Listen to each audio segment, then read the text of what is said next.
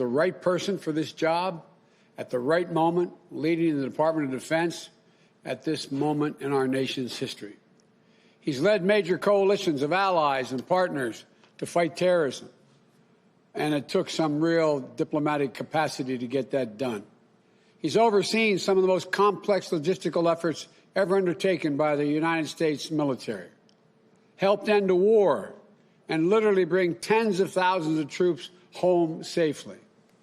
He's loved by the men and women of the armed forces, feared by our adversaries, known and respected by our allies, and he shares my deeply held belief in the values of America's alliances.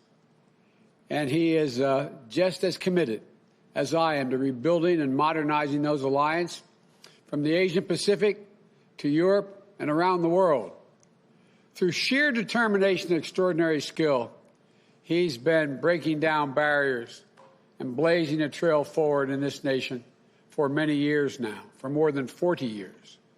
And he has a long way to go, and he's going to do it again. And so today, I'm honored to nominate former General Lloyd Austin as the 28th Secretary of Defense. I want to thank you, General.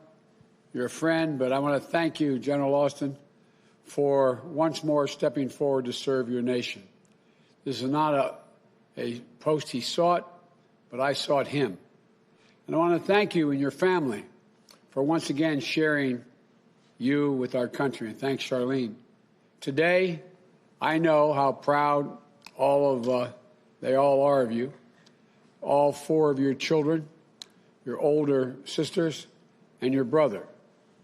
I knew the reason why you were a good man, you had to have sisters to raise you along the way, right? I know mine did me, and she's much younger.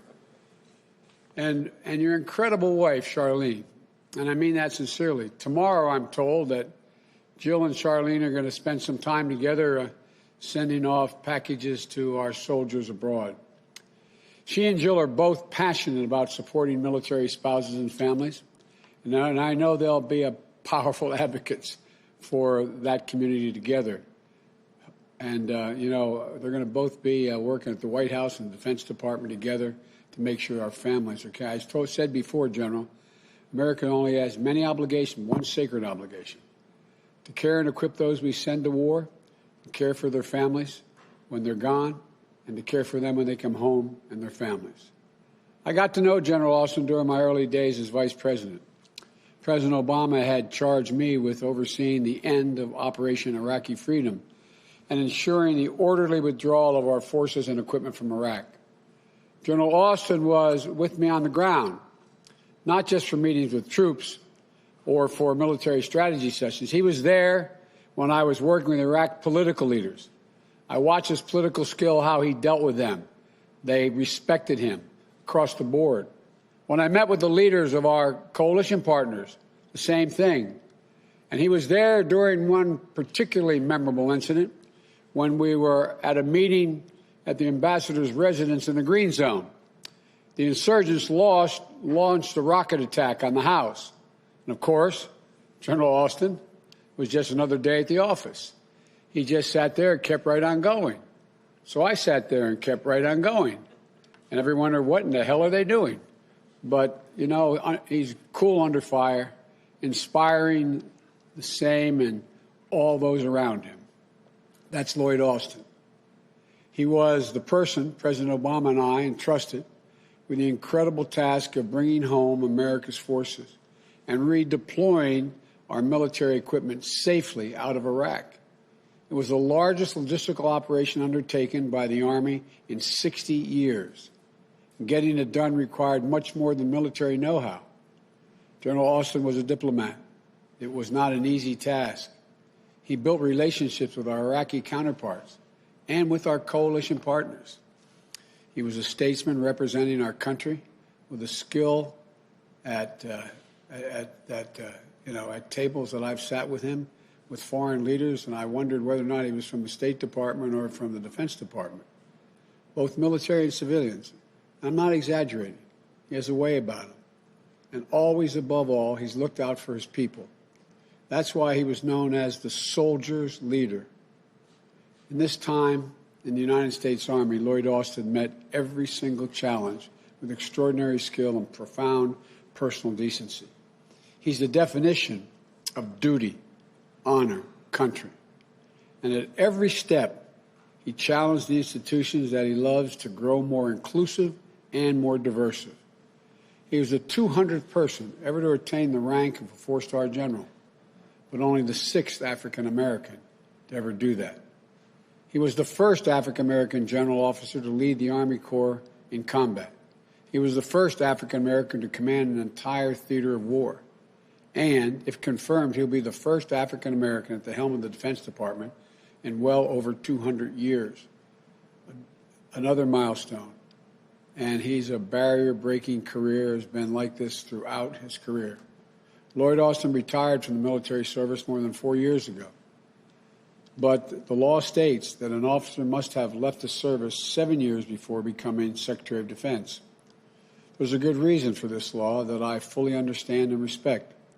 And I would not be asking for this exception if I did not believe this moment in our history didn't call for it. It does call for it. And if I didn't have the faith I have in Lloyd Austin to ask for it. I believe in the importance of civilian control of the military. So does the Secretary-designee, Austin. He'll be bolstered by a strong and empowered civilian sector and senior officers, senior officials, I should say, working to shape DOD's policies and ensure that our defense policies are accountable to the American people. Civilian-military dynamic, that dynamic itself has been under great stress the past 4 years. And I know that Secretary-designee Austin is going to work tirelessly to get it back on track. I have personally worked with this man. I've seen him lead American fighting forces on the field of battle. I've also watched him faithfully carry out the orders of the civilian leadership of this nation.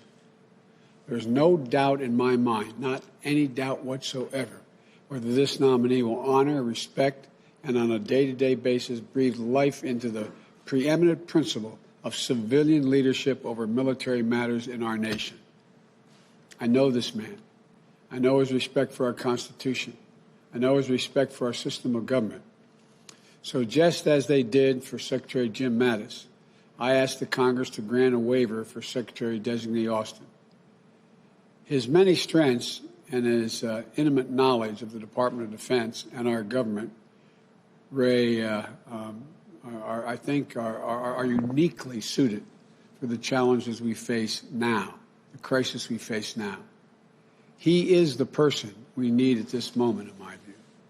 And given the urgent threat and challenges of our nation's forces, he should be confirmed swiftly. We need his experience in large-scale logistical operations to help support the swift and equitable distribution of COVID-19 vaccines.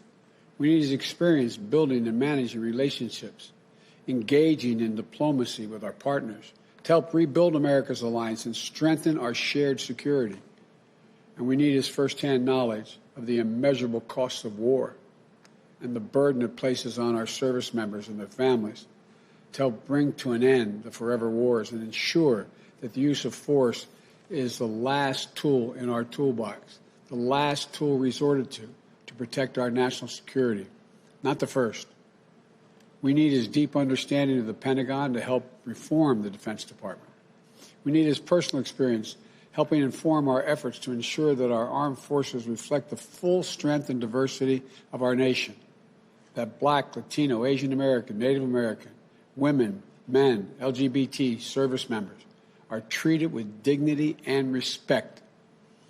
You know, at a time when more than 40% of our more than 40% of our active duty forces are people of color.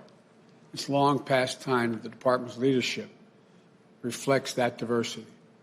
And we need his in-depth understanding of what it takes to deter threats wherever they arise and to defend the American people, our vital interest, and our allies from harm, just as he did when he was designated to lead the strategy and together with a dozen of partner nations to ultimately crush ISIS. And if you don't think that required some diplomatic skill putting that group together, then you don't understand what was going on. He did a heck of a job. Threats we face today are not the same as those we faced 10 years ago or even 5 years ago. We must prepare to meet the challenges for the future, not just keeping fighting wars of the past. We must build a foreign policy that leads with diplomacy, revitalizes the State Department, revitalizes our alliances, putting American leadership back at the table and rallying the world to meet global threats of our security. From pandemics to climate change, from nuclear proliferation to the refugee crises. As part of our diverse national security leadership team, Lloyd Austin knows how to do this work. Before I turn the podium over to the Secretary-designee, Austin, I want to end on a note of personal privilege. As a leader, General Austin has always followed the advice given him by his first platoon sergeant. As my son, Bo Biden, who was a major in the military, I said, "Now you're a field-grade officer, Dad." He said, "I don't have any illusions, Dad." He said, "I know who runs the United States Army, platoon sergeants." And here's what his platoon sergeant told him. Quote, "If you focus on your people, take care of them, get out in front and lead them, they'll refuse to let you fail." End of quote. That's why he's inspired so many young people who work for him and give their very best to live up to his example of leadership, including, for a time, a young lawyer serving a year in Iraq as a captain with his Delaware National Guard unit. My son, Bo Biden. I know how proud Bo was to serve on the General Austin's staff. And I know that under your leadership, General, the Department of Defense will advance the security of the American people in ways that always, always, always honor our highest values and ideals. So I thank you again, General. May God bless America and may God protect our troops. And now I'd like to turn it over to General Austin, the Secretary-designee for the Department of Defense.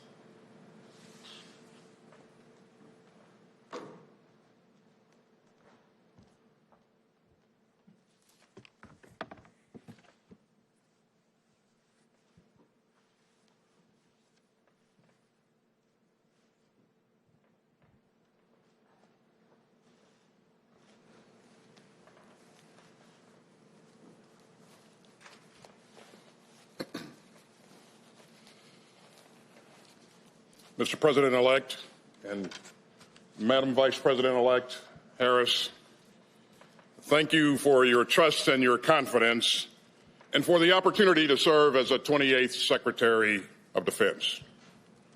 And if confirmed by the United States Senate, it will be my sincere honor and privilege to return to the Department and to lead our great service members and civilians in accomplishing the mission of ensuring our nation's security. You know, back in 1877, a young man from the small town of Thomasville, Georgia, Henry Ossian Flipper, became the first African American to graduate from the United States Military Academy at West Point. And after his commissioning, he was assigned to one of the Army's all-black regiments. And he became the first non-white officer to lead the Buffalo Soldiers of the 10th Cavalry. And so fast forward to today, nearly 150 years later, another native son of Thomasville, Georgia, stands before you as the Secretary of Defense designate. Now, many people have paved the way for me and countless others over the years, to include Henry O. Flipper. And I am supremely grateful to all of them for their courage, for their determination, and for the example that they set throughout. And they include the Tuskegee Airmen and the Montford Point Marines and many others. And throughout my career, I've also been incredibly fortunate to benefit from the support and the mentorship of exceptional leaders like General Colin Powell, and Admiral Mike Mullen, and General Johnny Wilson, and my old platoon sergeant, who you heard the President-elect just talk about. You know, I was a brand new second lieutenant, and Sergeant First Class Fox Ballard took me in and taught me the way of the world. So I owe him and many others a great deal. And as Sir Isaac Newton famously said, if I have seen a little further, it is by standing on the shoulders of giants. I've been very fortunate to have the love and support of my family as well. My mother and father, who was a postal worker who, along with a number of my uncles and other relatives, spent time in the military, and that inspired my own desire to serve. I've also enjoyed the strong support of my brother and four older sisters. And most importantly, my bride, Charlene, who I've been truly lucky to have by my side all these years. And I'm so grateful for her enduring love and for her support. You know, I spent much of my military career tackling tough issues and formidable adversaries in challenging parts of the world. And President-elect Biden, as you've mentioned, we've worked closely together on some tough issues. And we've gotten to know each other under some intense and high-pressure situations. And, sir, you can expect that as Secretary of Defense that I will give you the same direct and unvarnished counsel that I did back then. I understand the important role of the Department of Defense and the role that it plays in maintaining stability and deterring aggression and defending and supporting critical alliances around the world, including in the Asia-Pacific, in Europe, and around the world. And I fervently believe that, as you've said before, sir, that America is strongest when it works with its allies. And over the years, I've worked hand in hand with our diplomatic colleagues and partners around the globe and witnessed firsthand what we're able to accomplish together. And so, if confirmed, I look forward to resuming this important work. My career has taught me something else equally fundamental to who we are as a nation. When I concluded my military service 4 years ago, I hung up my uniform for the last time and went from being General Lloyd Austin to Lloyd Austin. It is an important distinction and one that I make with utmost seriousness and sincerity. And so I come to this role, this new role, as a civilian leader, with military experience to be sure, but also with a deep appreciation and reverence for the prevailing wisdom of civilian control of our military. I recognize that being a member of the President's cabinet requires a different perspective and unique responsibilities from a career in uniform. And I intend to keep this at the forefront of my mind. And I look forward to surrounding myself with experienced, capable civilian appointees and career civil servants who will enable healthy civil-military relations grounded in meaningful civilian oversight. As Secretary of Defense, my priority will always be the men and women, military and civilian, who make up the department and their families. And I've seen what they're capable of. Great Americans like your son, sir, Bo, and also our future First Lady, Dr. Biden, and her tireless work for military families. As the President-elect said, Bo was one of the military lawyers on my staff in Iraq. And we stayed in touch and saw each other a few times after he returned home. And as you too can attest, Madam Vice President-elect, Bo was a very special person and a true patriot, and a good friend to all who knew him. Over the past 4 decades, I've witnessed our service members and civilians' selflessness and patriotism and the extraordinary lengths that they will go to in support of the mission and in support of one another. And I could not be more proud of them and their families. And if confirmed, it will be the honor of my lifetime to lead them again with honor and integrity. Thank you again, Mr. President-elect and Madam Vice President-elect, for this opportunity and for your trust and confidence in me. May God bless and keep safe all those currently serving in harm's way, and may God continue to bless the United States of America. Thank you.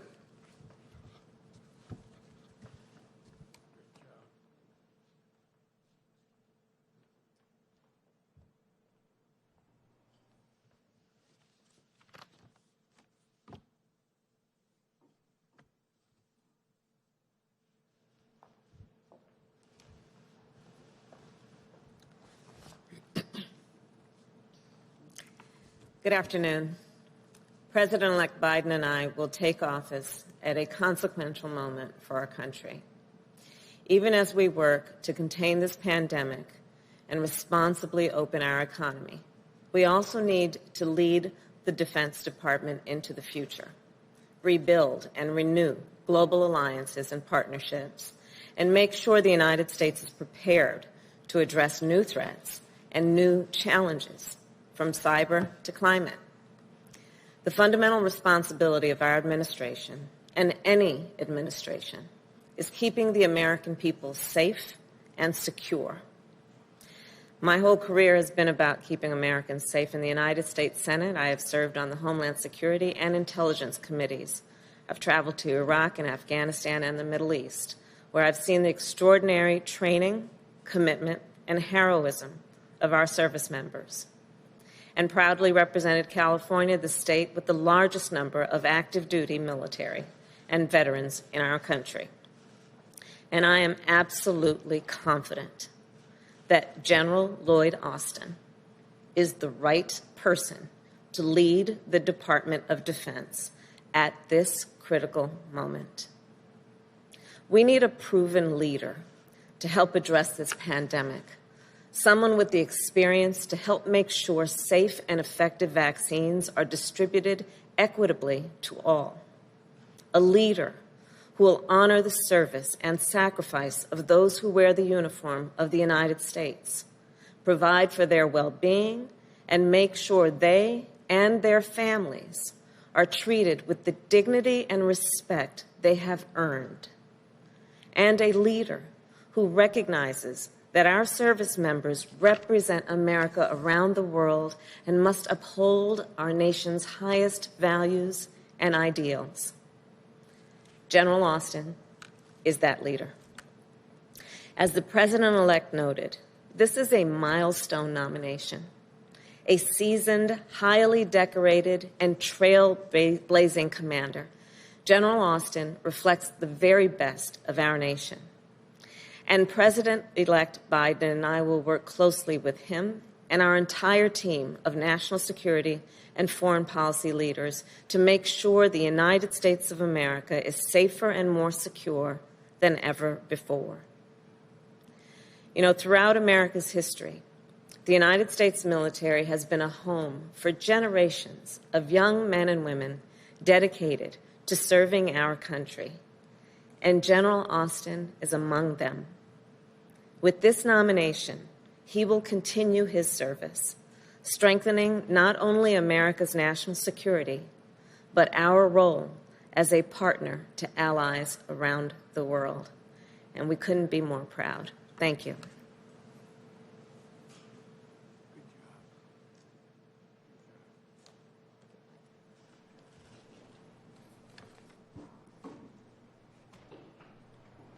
Are you concerned about a waiver? General Austin a waiver. When's the Attorney General nominee coming?